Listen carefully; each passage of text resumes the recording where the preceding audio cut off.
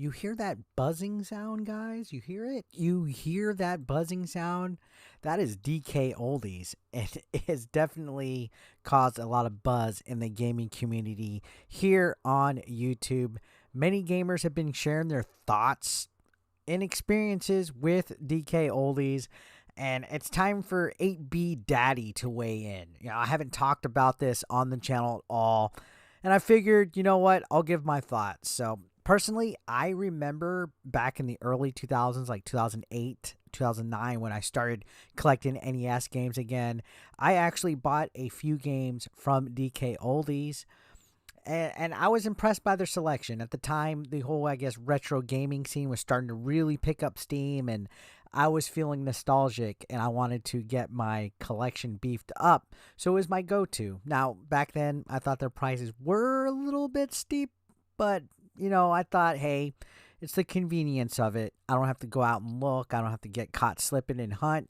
I can just order online and get a bundle of them and have a decent deal on shipping. So, yeah, in hindsight, yeah, maybe at the time their prices were a little steep, but now, looking at their prices for retro games, I have to say they are absurdly overpriced. So if you don't know who DK Oldies is, I'm sure you do. If you click this video, you've probably watched everybody's videos from RG85 to Review Tech USA to any kind of like YouTuber out there that's been talking about it. They have been around for ages.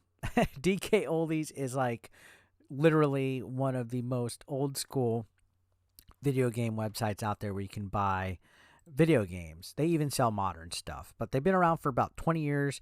Makes them a powerhouse as far as selling retro games and systems online. And they kind of have a long-standing reputation. And, if you Google it, they're literally the first result that comes if you type in retro games for sale online.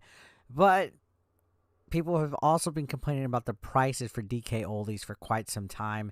Their products, as far as the retro game consoles go and the condition that they come in and stuff. So with DK Oldies, you definitely do end up paying more than you would probably like to. I mean, just looking at this page alone, you can see these are the retro deals. You have a N64 two-player pack starting at $179.99, a Wii System player pack at $109.99, a Sony Slim at $199.99, and a acceptable. See, this is the thing. You see a condition as acceptable right here. Original NES two-player power pack. We're going to click some of these because the prices can be deceiving on here because you have to choose which kind of console you want and stuff like that, and the price varies. These guys are like the epitome of somebody that nickels and dimes you. So I guess one huge upside to it is they do have 1-year warranties, so there's that. And the website does look legit, and looking at it initially, when you take a look at it, it is welcoming. There's a lot of information. They have a lot of different deals. They have Nintendo, Sega, PlayStation, Xbox. So every single console that you could think of, plus other stuff here, including, magazines, T-shirts, Pokemon, Amiibos, you name it. They got all sorts of stuff here. But, like I said, their products are not always in the best condition. They claim stuff is refurbished when it's really not. If you've noticed on YouTube, there's been a trend of people actually buying consoles and they open them up and they're not clean from the inside out.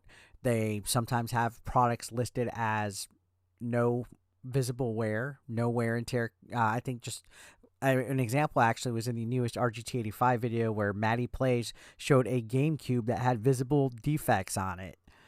So, yeah, people have been calling DK Oldies out for all their nonsense, and unfortunately at this time it seems like DK Oldies has not answered any kind of, criticism, haven't addressed it, haven't acknowledged it. They just are doing business as usual. Now, this is an example right here. I want to show you guys an example of the overpricing that was pointing out. This was actually an example yesterday in RGT's video. This is the fan favorite GameCube Black Super Smash Kart Pack. Now, look at that price. This is $364.99. Now, I get it, okay? I get it. Smash Brothers and Mario Kart, Both high in demand games. GameCube, prices have gone up in general on everything, right? But you see, it's a refurbished condition, and you can see you have the option to upgrade for original controllers. So why do you say original? Because if you take a look at this, the controllers themselves are here. These are not first party controllers.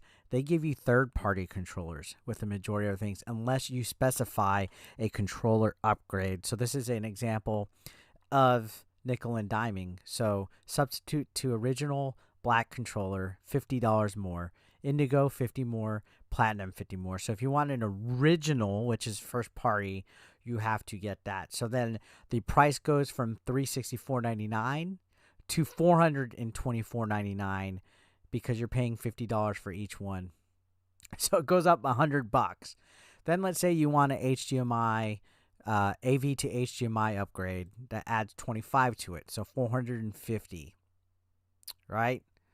So they nickel and dime you for a lot of things in here. Like, for example, let's look at the NES and let's see what their popular thing is right here. So here's acceptable condition. This is where things get kind of iffy because there's refurbished and then this one adds acceptable. So who knows what acceptable could mean when you're dealing with this, especially when you see a lot of the videos online where people are getting very bad conditioned refurbished products. So this is worse because you have no idea what you're getting until you open your package. And sure, you have a 1-year warranty and stuff like that. But, you know, it's just they basically have been not really caring what the customer deals with as far as like, you know, what goes on. And just look at this fan favorite original NES Mario 1, 2, and 3 Zapper Pack, $259, comes with third-party controllers unless you substitute for 2 original, which adds it $100 to it, $304.99. So the issue isn't just the prices, guys. It's the fact that they are hiding that they're really not refurbishing some of the stuff. And that's been a problem that's been shown. If you look it up, DK Oldies, there's lots of people that are literally buying these things, opening them, and showing you that they're not refurbished. It's essential to know the value of what you're buying, too, before you get it. And it seems to me that DK Oldies, they didn't expect influencers or YouTubers or hardcore gamers to actually be buying this stuff. You know, other people have said maybe they wanted to just get the unsuspected casual person who remembers that they used to play Duck Hunt. So they Google retro games and they fucking find DK Oldies as the first result. They buy it and they don't care what price they're paying because they just want to feel what they used to play back in the day with the Zapper. You know, us collectors and stuff, we tend to be cheap asses. We tend to want to get the best deal. So the prices turn us away for sure. You know, and we all know, and I talked on this on my retro problem video and all the other YouTubers that did. It's all supply and demand when it comes to the retro gaming market. You know, prices can be varied depending on what the game is or what the console is or how rare or popular a game is. It's all supply and demand. But I think DK Oldies definitely takes advantage of people who don't know any better and charges them way too much. I get it. I by no means am hating on capitalism, but DK Oldies is on a whole other energy, especially when they're not delivering what they're promising with refurbished consoles not being refurbished. Now, the issue with that is it's they're breaking their own 1-year warranty with that. You know what I mean?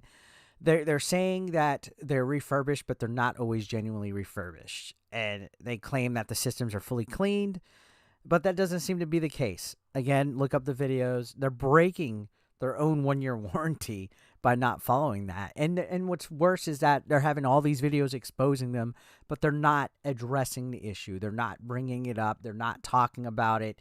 They're not clarifying it. They're not defending their own company. And it's disappointing to see that a company like DK Oldies that's been around for 20 years not really do anything about it. So, like, again, that's why I said they're probably taking advantage of their customers. I think they should definitely know better by now. 20 years of being in service. Imagine having a company for 20 years and all of a sudden things are coming out about you and you're not speaking up about it. People are making videos, sharing their experiences. So definitely, like, somebody say something, you know, talk about it and ensure that your company is going to meet your needs and stuff because it's not looking good. Again, if you are taking the time to go out and buy a game from DK Oldies, do it at your own risk, honestly. I wouldn't personally do it. Back in the day when I would buy games, they always came in decent condition and stuff. But now when you're starting to see everything about, the consoles just not being workable, people are getting like not what's being advertised. The controllers are getting are terrible. I've seen everything. I mean, just go to Review Tech's channel and look at it. I wouldn't buy. I would not buy. So I wanted to throw my hat in the DK Oldies thing. Let me know some of your guys' thoughts down below. I'd like to see some really good comments about personal experiences from DK Oldies or anything that you think in regards to them. So let me know your thoughts, and I will see you on the next one. Thank you for watching.